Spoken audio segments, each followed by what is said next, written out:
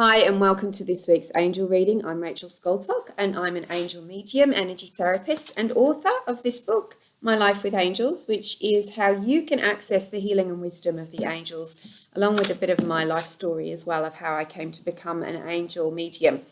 So let's get on with the reading this week because I've got some great messages for you. I am just writing a blog for today, which is about angel numbers and how the angels get in touch with us by using number sequences. Maybe you've seen 111 or 222. I just wrote my blog. I went down to the supermarket and I saw no less than 3 777 number plates and 3 lots of 555 as well. So if you want to know what those numbers mean and what the messages could mean for you, because sometimes they're 122 or 788 or something like that, then read my blog article later on today. So the angels have given me this beautiful card first. This is one of the Archangel Oracle deck by Doreen Virtue, of course, and this is Archangel Jeremiel. And this beautiful archangel, I can feel his presence here since I pulled this card. He's very tall, he's very soothing, his presence is very soothing. And this card is about moving through challenges. You're coming to the end of a really difficult, tough time. And you can see the energy swirling behind this beautiful white feather. There's a craggy mountain, there's a storm. You know, the energy is not settled at all. And this is saying you're surmounting these challenges and you're coming to the end of it. So you can breathe a sigh of relief and know that there's a light at the end of the tunnel. Yes, there's a little way left to go. And part of that is just tying off loose ends. It's just ending the energy. And what Archangel Jeremiel helps you to do is to release your attachment to what has happened. Release any toxic emotions or feelings or thoughts that have come from those challenges, to replace that pain with peace. He's helping you mind, body, and spirit. I can see his light as I'm talking to you in the corner of my eye. And he's saying to you that not only can you release this whole situation, there will be great wisdom and spiritual growth that comes from it. It's as if you've been in a tunnel for a long time and you couldn't see the guidance, you couldn't see the reason for it, you couldn't find the lesson, and you didn't know how to get it away, how to end the problem. But that is now going to be resolved. And the angels want you to know that it's not your fault, not to blame yourself.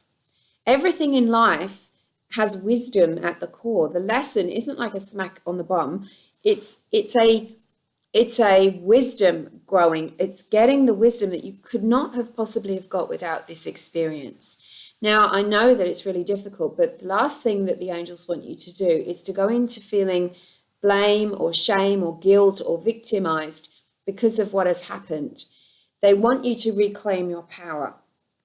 If you go into blame, shame, and victimhood too heavily, that stops you from getting the wisdom and the spiritual growth and all of the beautiful benefits and love and blessings that are coming after this ends.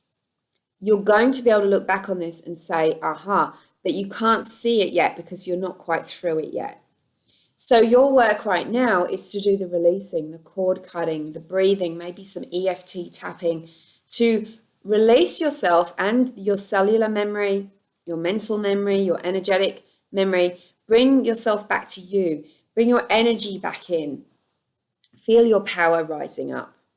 Ask Archangel Jeremiel because he can help you. He can coach you through this and he can help you make new, wiser, better decisions for your future. There's something really great coming. I can feel it and it's in store for you. So just call on the angels. Archangel Jeremiel, please help us. Please help me to know what to do next. Help me to get the lesson and the blessing and the love and to let everything else go. Beautiful card. Now, the next card is Holy Amethyst, this ascended master that's in the Keepers of the Light card deck. And it's saying move beyond current challenges. Focus on what you want rather than what you don't want. So I absolutely love this because this is backing up this card. It's saying the challenges are about to be a thing of the past.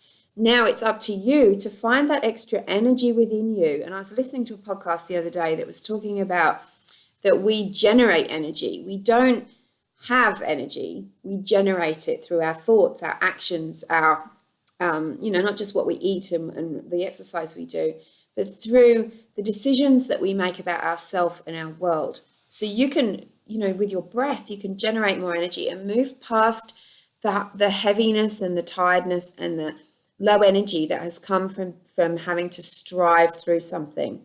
Focus on what you want, sit and have a daydream and really think about, what do I want next? Because the last thing Archangel Jeremiah wants us to do is to go into despair or to start thinking this is as good as it gets and, life is just a constant problem and maybe I should just, wind my dreams in a bit and not dream.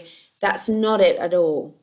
This isn't it at all. This is like there's something amazing on the other side of that mountain, and Holy Amethyst wants to help you. Now, I want to show you that before I even pulled this card, I had my huge piece of amethyst out to have next to us during this reading.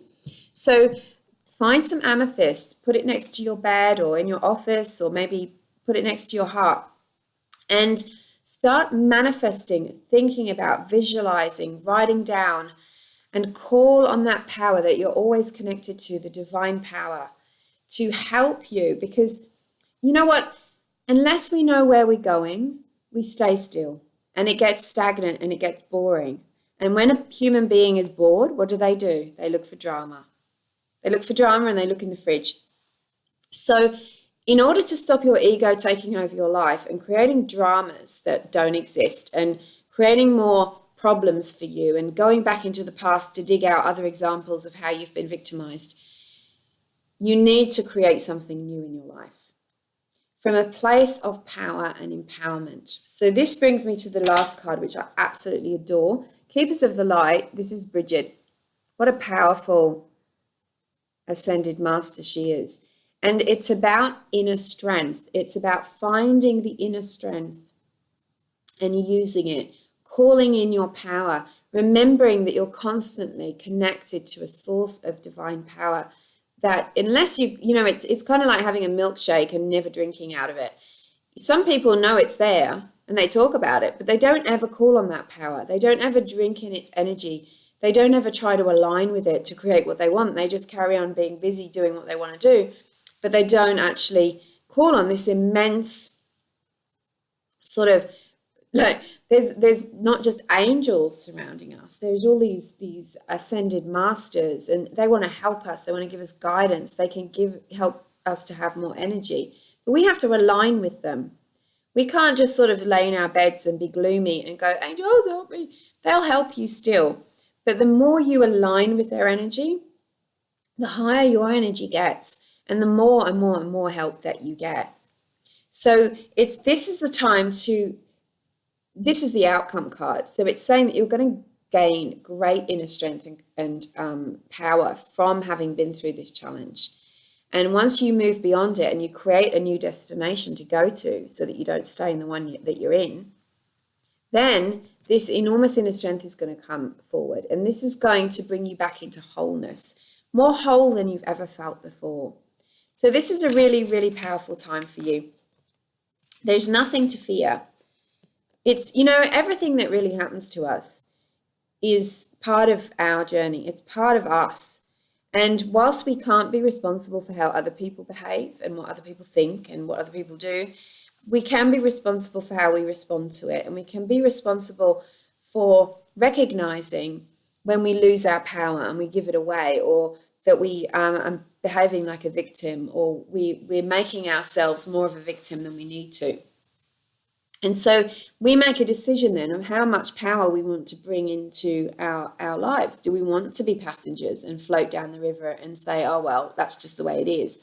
Or do we want to claim our spiritual heritage, our destiny, our light, and say, oh, no, that's not what I'm choosing for myself. I'm choosing something else. And yes, sometimes it feels like climbing up a really steep mountain.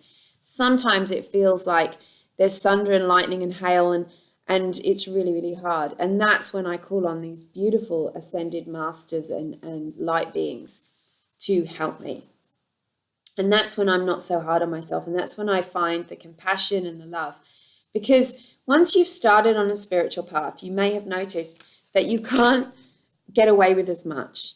Once you've sort of touched enlightenment, you've awakened and you've recognized yourself as a spiritual being, you can't go backwards without that energy beating you up. So if you sink back into the ego and you sink back into that negative self, it hurts even more than it did before, because you felt what it feels like to have your energy vibration raised and to recognize what you really are. So when you thump back down again, it's like, oh, this is awful. But the more aware you are, the quicker it takes for you to get out of it. So you might, in previous times have spent, 6 weeks in depression over something, when something went wrong or you've started to feel bad about yourself. But the more aware you get, the more work you do on yourself, the more you release and forgive and let go and work on your resentments, then, as you go forward, you might find it only takes you 3 days to get through something. Or it might only take you, you might only stay in bed all day one day and then you're okay the next day. That's just a metaphor.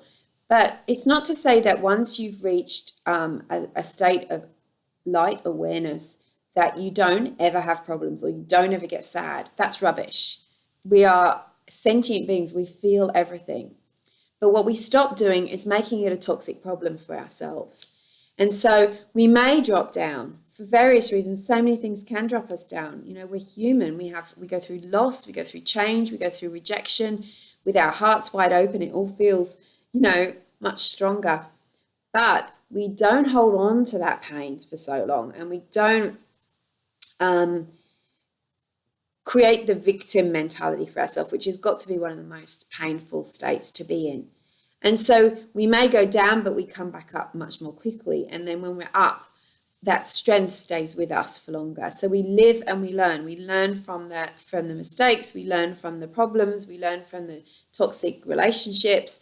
We learn from all the things that we've been through, and it makes our life more full and rich. And our angels are there with us all the way. There's no angel that's saying, oh, haven't you got it yet? That's not the way it's meant to be. So when I say you're not getting away with as much, what I mean is, once you learn about forgiveness, once you learn about that we are one with all of humanity, once you learn that we're all connected and that our thoughts create our experience and our actions create karma, then you know that if you try to forget that and you go back to trying to maybe hurt people, having negative thoughts or projecting negative energy out there, then that beats you up. It's a quicker kickback. You're more aware of what that feels like.